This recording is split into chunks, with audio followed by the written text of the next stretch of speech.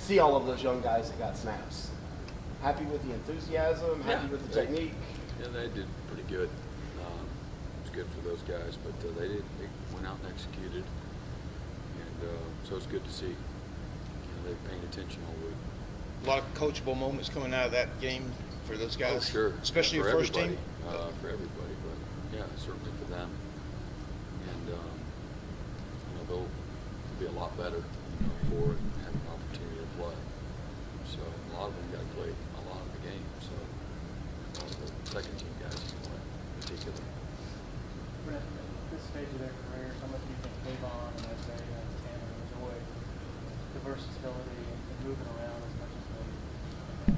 Well, I'm sure, I'm sure for them it's fun doing different things.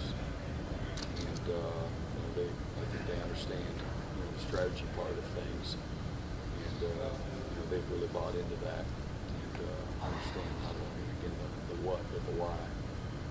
And so they've done a great job of maturing within the system that way. When your players refer to you as a mad scientist, I envision you sequestered away in like an underground laboratory with Cheetos and Chris Farley videos. Am I accurate? Yeah, not quite.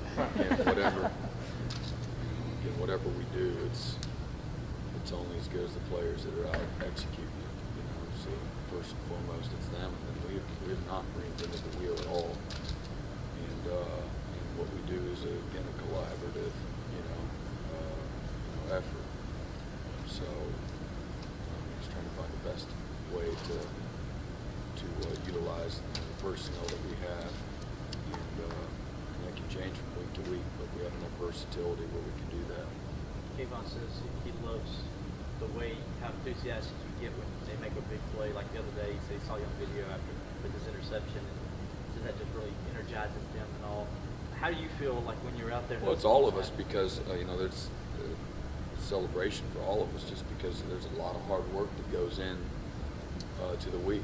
Every week, and you got to start over. So it's really, exhausting.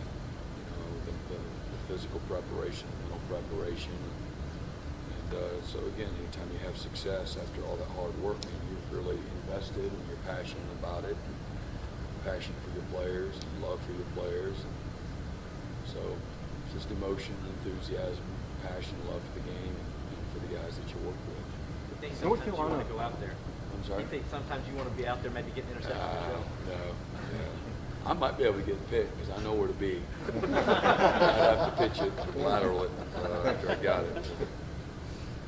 Is North Carolina similar to any team y'all have seen either this year or sometime last year? Is this a new kind Sure. of challenge? Yeah, no, a lot of the spread teams are doing a lot of the same stuff, and they have their own flavor to it as well.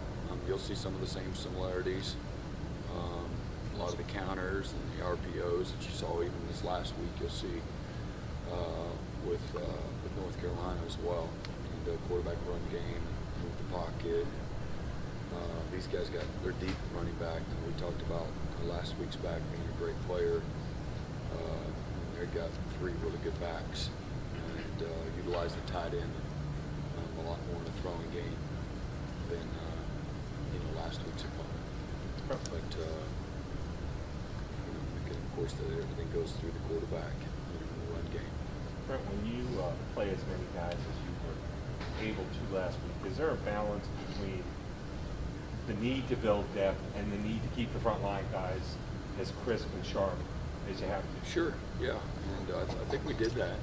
We played we rotated a little bit on our side of the ball with our ones and twos in the first half, but I can't remember what it was. Was it 38-3 at halftime? Yeah. 38-3 at halftime. So, I think we played we played a bunch of, maybe not all of them, but a bunch of the ones that first drive in the second half, and then started to aggressively start substituting. So I thought that they got the work that they needed to get in.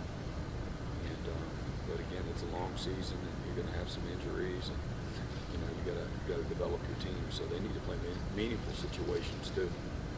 What's the biggest progression or most important steps you've seen KJ Henry take from year one to year two? Fundamentals and just discipline, and he's still working on all those things too. but he's made noticeable improvement with again pad level and his footwork and his alignments and his execution.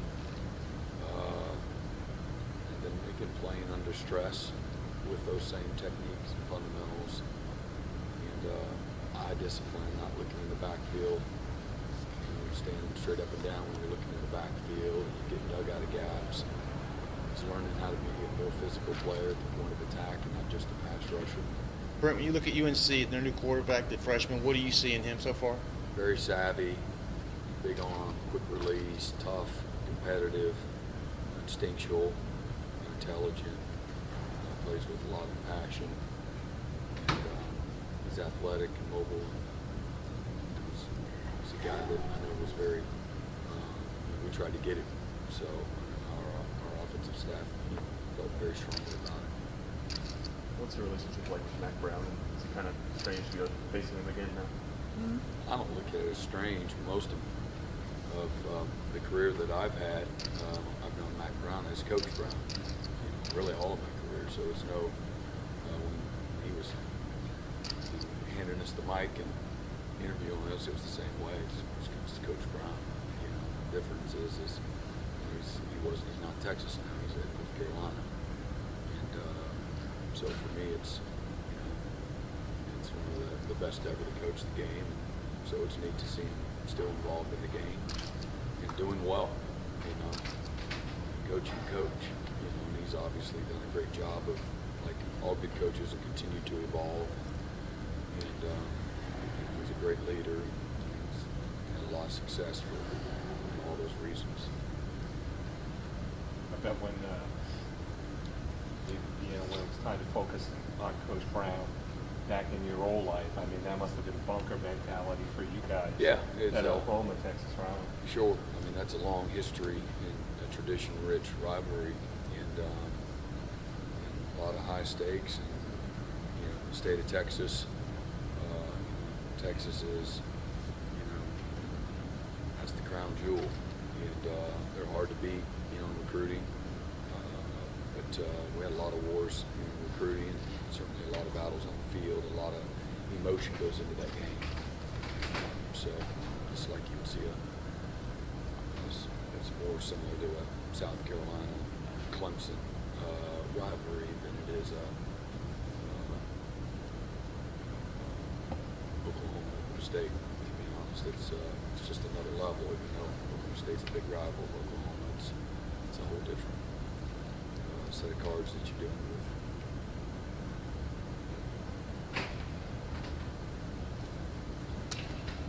Right. Thanks, Brandon. Yep.